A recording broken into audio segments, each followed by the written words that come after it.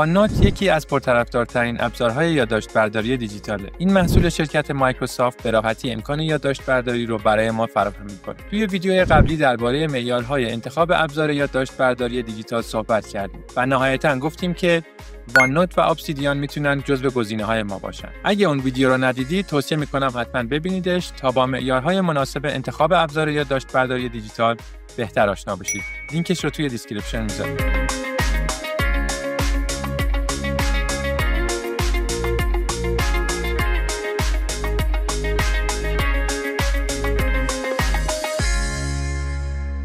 اما بریم سراغ وان‌نوت و ببینیم چطور میشه باهاش کار کرد.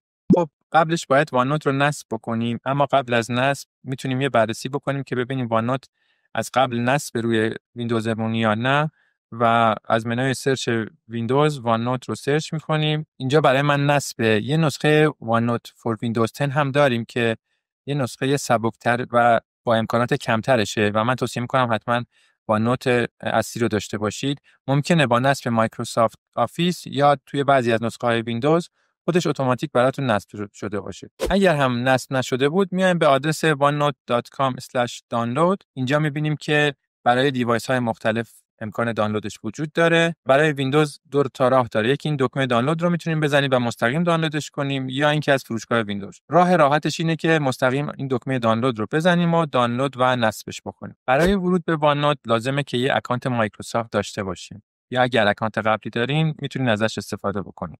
درست کردنش هم خیلی راحته و مثل ساخت جیمیل و اکانت های دیگه است. اینطوری یادداشت‌ها روی وان درایو ذخیره میشه. 5 گیگ رایگان فضا داریم و میشه روی دستگاه‌های دیگه مثل موبایل هم سینکش کرد. خب این ظاهر اولیه محیط وان‌نوت. منوها رو می‌بینیم و خیلی شبیه به ظاهر مایکروسافت ورد داره یا محصولات آفیس که قبلا استفاده کرده باشیم و کار باهاش خیلی ساده است. حالا در ادامه بیشتر درباره این منو و بخش‌های مختلفش صحبت می‌کنیم. یه تنظیمات اولیه‌ای که قبل از استفاده انجام بدیم اینه که از بخش فایل وارد آپشنز میشیم. اینجا تنظیمات کلی وان‌نوت رو میتونیم انجام بدیم.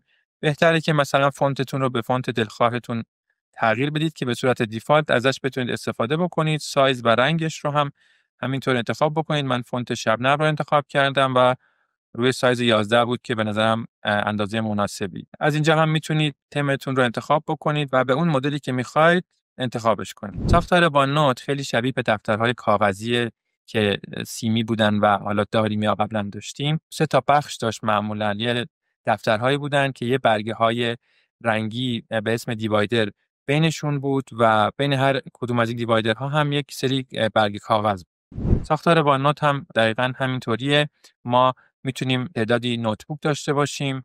توی هر نوتبوک تعدادی سکشن و توی هر سکشن هم تعدادی صفحه داشته باشیم. 2 تا گزینه دیگه هم داریم که میتونیم تعدادی از سکشن ها رو به هم وصل بکنیم که بهشون میگیم سکشن گروپ و یا تعدادی از صفحه ها رو به هم وصل بکنیم که ساب پیج بهشون میگن. الان مثلا توی این نوتبوک بخوایم یه سکشن گروپ بسازیم، روی یکی از سکشن ها کلیک میکنیم، کلیک سمت راست و نیو سکشن گروپ رو میزنیم. اینجا ساخته میشه. بعد میتونیم براش اسم انتخاب بکنیم. همین رو فعلا میذاریم و میتونیم تعدادی از سکشن ها رو به داخلش انتقال بدیم و یه دسته‌بندی جدید داشته باشیم. توی بخش پیج و صفحات هم میتونیم ساب پیج داشته باشیم. یعنی یک صفحه رو به عنوان صفحه اصلی انتخاب میکنیم و با به جلو کشیدن همون صفحه زیر مجموعهش قرار میدیم و تعداد صفحه‌های دیگه هم اگه بخوایم بهش اضافه میکنیم و این خودش تبدیل به ساب پیج میشه و میتونیم ما مثلا بخشی از صفحات رو که یک موضوع خاص دارن رو از بقیه با این حالت جدا بکنیم. پس به طور کلی وان‌نوت 3 بخش اصلی و 2 بخش فرعی داره. یک بخش نوتبوک هاست که میتونیم نوتبوک هایی داشته باشیم. یکیش بخش سکشن هاست که سکشن ها رو هم میتونیم به سکشن گروپ هایی تقسیم بکنیم و بخش صفحات هم که اونجا هم میتونیم یه دسته‌بندی به اسم ساب پیج داشته باشیم. حالا بریم هر کدوم از اینها رو که گفتیم رو بررسی بکنیم که چطوری ساخته میشه. برای درست کردن یه نوتبوک از بخش فایل وارد منوی نیو میشیم و اینجا میبینیم که چون من لاگین کردم میشه روی وان درایو نوتبوکم رو ذخیره بکنم. یه اسم برای نوتبوکمون انتخاب میکنیم و کرییت نوتبوک رو میزنیم. اینجا ازمون سوال میپرسه که ما میخوایم این دفترمون رو، این نوتبوکمون رو با بقیه به اشتراک بذاریم. فعلا نه، ولی میتونیم این کار رو هم بکنیم. خب نوتبوک جدید ما رو اینجا می‌بینیم که ساخته شد. میتونیم تو این بخش پراپرتیزش هم رنگش رو تغییر بدیم و ویژگی‌های دیگه‌اش رو تغییر بدیم. داخلش یه سکشن وجود داره. ما میتونیم سکشن های جدید اضافه بکنیم با زدن نیو سکشن و باز هم اینجا هم تنظیمات مختلف خودش رو داره که میتونیم ازش استفاده بکنیم. توی هر سکشن هم میتونیم صفحات رو با این زدن دکمه اد پیج اضافه بکنیم. برای ساختن سکشن گروپ هم روی یه سکشن اگه کلیک سمت راست بکنیم میتونیم نیو سکشن گروپ رو بزنیم و اینجا هم میشه براش اسم انتخاب کرد. فعلا همین نیو سکشن گروپ میذاریم و سکشن هایی که میخوایم رو داخلش انتقال میدیم. این رو میتونیم مثلا بر اساس موضوع یا نیازی که داریم دسته‌بندی رو انجام بدیم. توی هر سکشن هم تعداد صفحاتی که داریم همونطور که گفتم با جلو کشیدن یک برگه نسبت به برگه بالایش این برگه به برگه اصلی تبدیل میشه و بقیه زیر مجموعش میشن به این صورت. و ما میتونیم مثلا دسته‌های مختلفی رو اینطوری با هم از هم برگه ها رو جدا بکنیم. در ویدیوهای آینده حتما درباره روش‌های سازماندهی کردن ابزارهای یادداشت‌برداری بیشتر صحبت می‌کنیم. روش‌هایی مثل پارا، پی پی وی، گاپرا، بازتت و روش‌های دیگه. خب برگردیم به واننوت و با منوی اینسرت شروع کنیم. ما میتونیم محتواهای مختلف رو به متنمون و اون برگه یادداشتمون اضافه بکنیم. از منوی اینسرت میتونیم جدول و چیزهای دیگر رو به راحتی اضافه بکنیم. برای اضافه کردن عکس میتونیم از این منو استفاده بکنیم که 3 حالت مختلف داره. یا یک فایل رو اصطلاحاً اتچ بکنیم و بچسبونیم به یادداشتمون، یا اینکه صدامون رو در همون لحظه ضبط بکنیم، لینک بدیم و یا کلی امکانات دیگه. همون لحظه هم میشه اسکرین کلیپینگ کرد. از صفحه‌ای که بازه یه اسکرین شات بگیریم و همون لحظه انتقالش بده به داخل یادداشتمون. اما یه روش ساده‌تر همون درگ اند دراپه که ما میتونیم عکس و یا فایلی که می‌خوایم رو داخل یادداشتمون بکشیم و خیلی راحت کپی میشه. برای لینک دادن به داخل یا خارج از خود واننوت یک راه استفاده از این دکمه لینک، یا همونطور که اینجا گفته شده ما میتونیم کنترل کی، یعنی دکمه‌های کنترل و کی رو با هم بزنیم و از هات کیش استفاده بکنیم. مثلا من میخوام یه لینک بسازم. با زدن این دکمه لینک هم میتونم یه لینک خارجی، یعنی از خارج از واننوت و یا به یکی از یادداشت‌ها یا قسمت‌های دیگه داخل واننوت لینک بدم و بتونم بهش دسترسی داشته باشم. هر صفحه از واننوت یک حالت کانواس مانندی داره که میشه باکس‌های مختلف محتوا رو توش قرار بدیم.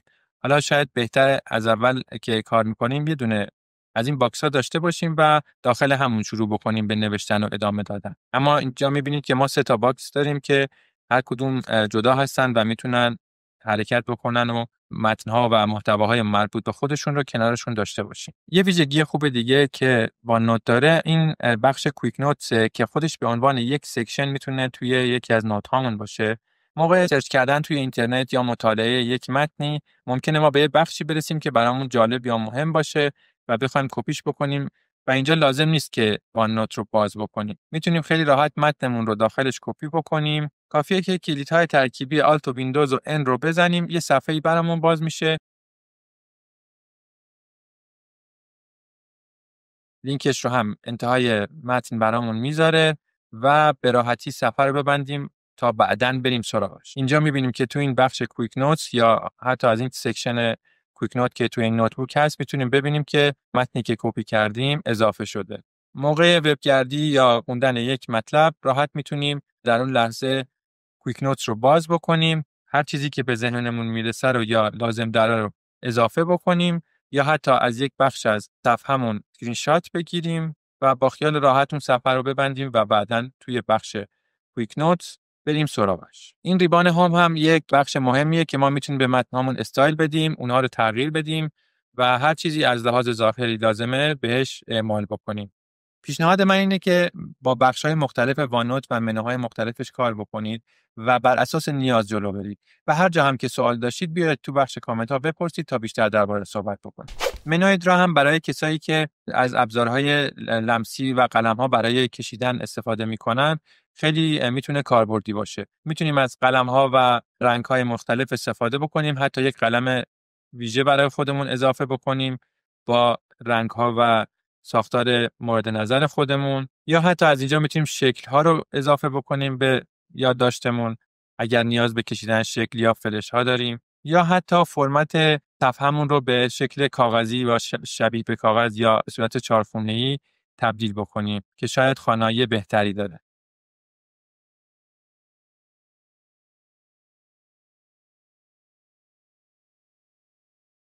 یه ویژگی دیگه که وان‌نوت داره امکان استفاده از تگ هاست و ما میتونیم با وارد کردن تگ و یا زدن تگ روی یک بخشی از متن اون رو بعداً استفاده بکنیم یا اون تگ رو روش بزنیم. هم میتونیم خودمون یه تگ جدید تعریف بکنیم یا از تگ‌هایی که داریم استفاده بکنیم. مثلا من اینجا یه تگ به اسم تگ سرنخ درست میکنم. میتونیم استایل یا شکلش رو مشخص کنیم و به تگ هامون اضافه کنیم. حتی میتونه یه هاتکی داشته باشه. مثلا کنترل به اضافه 1 اینجا برای سرنخ میتونه استفاده بشه. مثلا موقع یادداشت برداری من یه کتابی هست که دوست دارم که جزء سرنخ ها باشه و بعداً ازش اطلاع داشته باشم و ازش استفاده میکنم. میتونم از اینجا تگ سرنخ رو بهش اضافه بکنم یا یکی از تگ های خودش تگ ایمپورتنت برای یادآوری هم میتونه خوب باشه. این ایمپورتنت رو بهش اضافه میکنیم.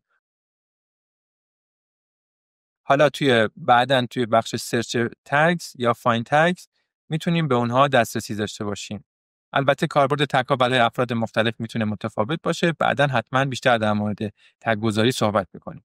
برای سرچ کردن توی وان‌نوت هم که یک ویژگی خیلی مهمه 2 تا گزینه داریم. یکی از این منوی بالا که می‌بینید میتونیم سرچ بکنیم و متن داخل یک یادداشت رو ببینیم یا عنوانش رو سرچ بکنیم.